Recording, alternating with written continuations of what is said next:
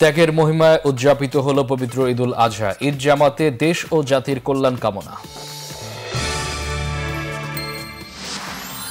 সুবিধাবঞ্চিত মানুষের সঙ্গে ঈদের আনন্দ ভাগাভাগি করে নেয়ার আহ্বান জানিয়েছেন রাষ্ট্রপতি মোহাম্মদ শাহাবুদ্দিন।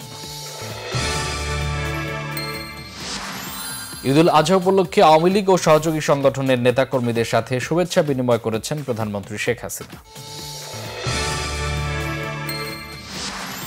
কোরবানির তাৎপর্য এবং মর্মার্থ অনুধাবন করে সমাজে শান্তি ও কল্যাণের পথ রচনা করার আহ্বান আওয়ামী লীগ সাধারণ সম্পাদকের।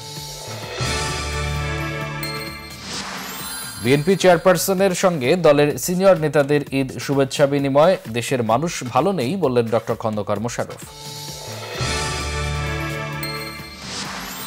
ঈদের দ্বিতীয় দিনেও রাজধানী সহ দেশের বিভিন্ন জায়গায় পশু কোরবানি দিচ্ছেন অনেকে। এবারও চামড়ার দাম পাচ্ছেন না অভিযোগ মৌসুমী ব্যবসায়ীদের। আড়তদারদের দাবি, সরকারের বেঁধে দেয়া দামেই কিনছেন তারা।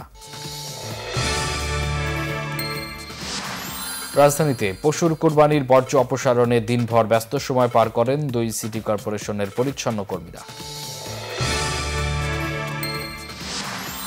ইসরায়েলের 6 সদস্যের যুদ্ধকালীন মন্ত্রিসভা ভেঙে দিয়েছেন প্রধানমন্ত্রী বেনিয়ামিন নেতানিয়াহু।